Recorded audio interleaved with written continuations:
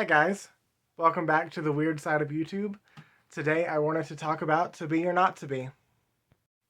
That is, reasons to be or not to be a writer.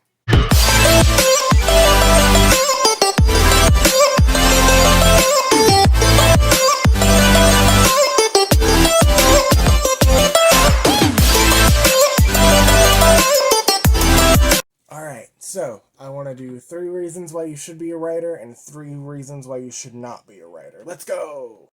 Number 1, this is the easiest and most obvious. You're a fan of a show, a book, or a video game, and you do not like where the plot is going. So you want to fix it. Fix it by making fan fiction for yourself and maybe for others that might agree with you.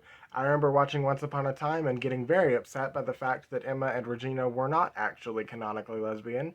I could have sworn that I was picking up on subtle hints and very, very fiery chemistry between the two, but apparently that is not what the writers were trying to do. I guess my gay heart was just wanted more than it could get.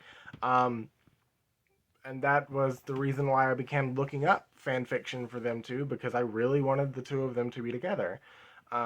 So I know it's fan fiction, and a lot of people don't like fan fiction, but that fan fiction is probably the best way to get into the world of writing, in my opinion, especially if you're young.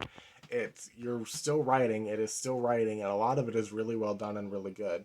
So if you want to do fan fiction, I have a whole video about it. I'll leave a link up here, and on to the next one. The second reason to be a writer is if you have stories swirling about in your head. You might not even know they're stories. Maybe you just like to pretend a little. I remember when I was a kid, I had stories floating around in my head, and I did not know what they were until I put them down onto paper. Um, Especially for kids and young adults, if you have little stories in your head, little characters that you make up, put them on paper, write them down, because they might be the next Harry Potter, they might be the next Little Mermaid, you don't know. In fact, daydreaming is an important part of the writing process. If you lose yourself in worlds of your own creation, then that is a sign that other people might want to lose themselves in a world of your own creation. The third reason to become a writer, if you're still a kid at heart. I'm still a kid at heart, obviously. I still play with stuffed animals. But being a kid at heart is really important when it comes to being a writer, because you have to get into a headspace where you're basically playing pretend.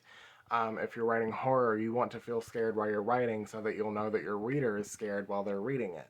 If you're writing romance, you want to feel loved when you're writing, or loving, so that you know that your reader can pick up on those feelings when they're reading it. A lot of it is playing pretend. And I don't think people that don't have any inner children left in them can do that, honestly. So it doesn't matter if you're 14 or 95, as long as you can still laugh, love, and play with teddy bears. I think you might be a good writer. The first reason to not be a writer is you want to make a lot of money. Obviously, big names like Stephen King make a ton of money. But when you're first starting out, you are not going to be there. You are not going to make anywhere near as much money he does. In fact, it's going to be an uphill battle for a lot of you. It is for me. And in my opinion, if money is the only reason why you want to be a writer in the first place, you shouldn't be a writer at all. Writing is an art form. It is one of the high arts in itself. And if you don't have passion for that, if you don't have passion for storytelling, then you're not going to make a good writer anyway. The second reason to not be a writer is if you don't like to read. I'm not saying you have to read a ton of books to be a writer, but you need to read a little bit to be a writer. Maybe not every day, maybe not even every month, but you need to read a couple books a year at least, because I will tell you this, my writing has improved so much since I started reading regularly again. When I was a kid, I read all the time, and then I just kind of dropped off, but I kept writing, so my writing kind of stayed stagnant for a while. You don't want that to happen. You need to keep reading, because you need to keep in your head what people want to read. Also, the more you read good books, the better your writing will become. There's so many little tips and tricks I picked up just from reading books, and it's the best advice I can give any writer in the world is to read. And finally, the third reason to not be a writer. Don't be a writer if you don't want to put in the work. A lot of people don't understand how much work goes into making a career out of writing. You need an education first. Once you actually have everything done, you need to figure out how to get a publisher. You need to figure out how to market. You need to it's a lot of work, and aside from the business side of it, even sitting down to write a novel is a lot of work, and a lot of people don't fully understand that, I don't think. But at the end of the day, especially when you put your heart and soul into your work like I did, it's worth it.